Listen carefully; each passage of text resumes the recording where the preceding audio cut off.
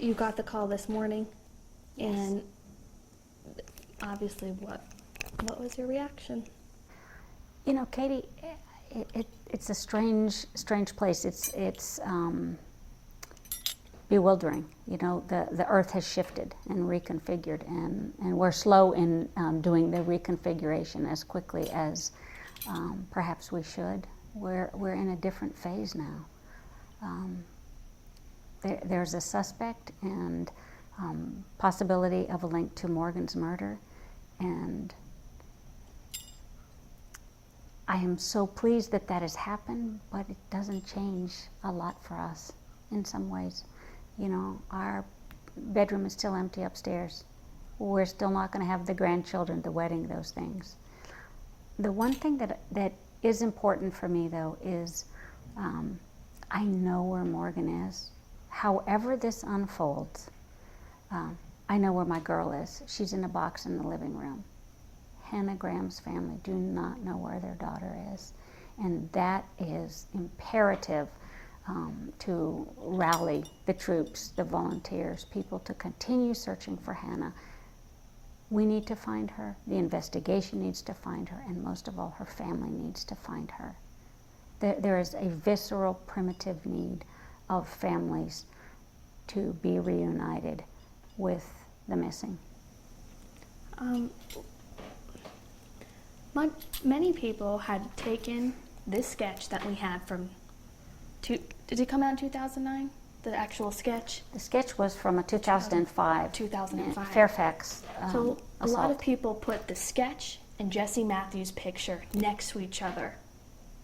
What was your reaction when you saw those two pictures? It was startling to me to see the visuals and the images of it, but at the same time, Katie, I have given that sketch image to many people who I would look at the sketch image and look at them and say, kind of sort of looks like you. So again, in all of this, I can't be the filter. I put it in the hands of law enforcement, and there are many, many of them working diligently to unsnarl the many threads that tie Mr. Matthew to these crimes. And now that he is back in custody, they have time to do it in a modulated, correct, thorough manner. And you and Dan have created this beautiful organization, Help Save the Next Girl. You have troopers, fighters on the team, Kenny, Amanda. What does that mean for the organization now, and what you've been doing the last few years, going to Charlottesville every year, standing on that bridge every year? I think we continue doing what we're doing. I mean, there have been and will continue to be many nameless next girls when we try to help save the next girl. I can name the names of Bonnie Santiago. I can name Alexis Murphy. The latest next girl is Hannah Graham. Unfortunately, there will be another.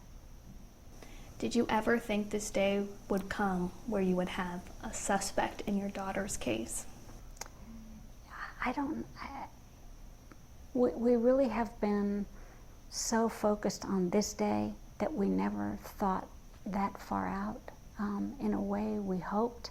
I knew it would introduce a whole new set of challenges, but it was a problem that I was really hoping to have, and the time is at hand now. And in a way, maybe this idea of Morgan's killer still being out there, still possibly having more victims. Now you might know that he can't hurt anyone else. Right. Does that provide some comfort? It does. It does. I didn't want to wait for him. I didn't know if I could change the reality of it, but I wanted to know so I could live with myself and look myself in the mirror every day that I did everything within my power to stop him from hurting the next girl.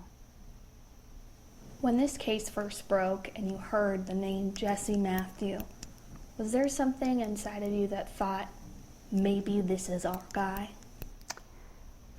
Not really. You know, it's been a long road. It's been 5 years of roller coaster, so I haven't allowed myself to get that heart squeeze any name that comes rolling along or any possibility. Again, I have always just tried to solicit information and support other girls and let police filter. Well, and police still need information. They need information on Hannah, they need tips. This is going to unravel, and they need to dissect out the different pieces of this puzzle. They need more information. So please call in with any information you have. Do you think there could be other girls? Yeah, I would not be surprised to hear that. I would be very saddened, but this is what predators do, they kill. Are you thinking about Morgan today? Yeah, every day. You know, every day is permeated with Morgan. It's not just the days, it's every day. Where do you go from here? You know, we've been thinking, what does this change? We know how to be the parents of a girl who has been murdered. We don't know how to be the parents of someone in an ongoing legal investigation. We'll learn. And you've been so supportive for all of these families. Anytime I talk to them, they say, "Oh, Gil Harrington called me today," or "Gil Harrington gave me a hug, and that made me feel better." And you supported the Murphy family every day throughout that trial. And when you were sitting there and watching there be a suspect and Randy Taylor be convicted, did you have hope that one day I'll be able to sit here and have a trial? You know, I didn't go that far. I think your mind kind of closes off of places that get too big for you to figure out. I really wanted to be there and be present for the Murphys, be there that day, sit next to them, hold them up as justice found its way. You know, I love the phrase that the grist mills of the Lord grind slowly, but they grind exceedingly fine. And that was a long and tedious process to get to the end of the trial and have their conviction. Very methodical and slow, but they did it correctly. I hope that we can proceed in the same way with this investigation. Jill, you know, one of the amazing things about you is here you have this huge break in your case, and you're still asking for the focus to be on Hannah Graham. Can you talk a little bit about that? I think you can use, you know, there's opportunity in everything. It's not what happens to it, it's what you do with it. And you can use a cataclysmic tragedy if you can be clever. And I wanted to be clever because I did not want him to win. You can use loss to make yourself more accessible and permeable to other people's loss. Or you can become embittered and brittle and hardened and soured. We chose differently. We chose to make ourselves more permeable to other people's loss and to try and help them. And in so doing, it's kind of the way out of the pit for us. Service and taking care of others, I mean, we're medical people, is the way out of the anguish of loss. The last thing I would ask you is if you could just do this interview and talk to every reporter and every newspaper person who's been bringing you off the hook, you know, what would the one thing you would want our community to know? For the media community itself, I mean, media has been amazing.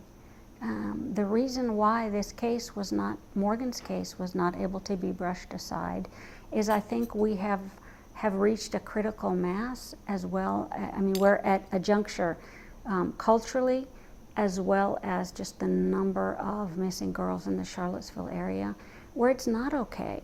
You know, 5 years ago when Morgan was killed, there was, well, you know, she was wearing a miniskirt, probably was asking for it. Well, Chief Longo, he didn't quite bang on the podium, but when a similar statement was made about Hannah.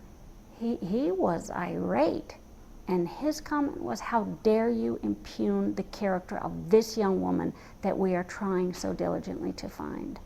You know, these women were not asking for it. They were stolen from us. They were taken from us. And you all, the media, is the avenue that is changing the culture that makes it not okay. And we are very thankful for the efforts that you all have made to keep, you know, ringing that bell. Jeff, did you have any questions for Jill? I was just going to say, just how frustrating is it with all the work you've put in these last few years, and to see that it took another incident like this for him to be put away? You know, I was told that was the inception of Help Save the Next Girl, when I was told by law enforcement that it was most likely that Morgan's killer would be found from forensics from another body. And something in me, you know, just reared up, and I understand logically that may be the case, but emotionally I could not sit back and wait for that to happen. I had to do everything within my power to prevent that from being the outcome. So they told you that most likely you'd be able to find Morgan's killer through another incident. Right. And I understand logically, but for us it's not a purely logical situation. We have a whole lot of emotion on the line here too. And I wanted to, you know, just your compassion makes you want to prevent this kind of anguish for another family. You know, it's hell. We didn't want them to go through this.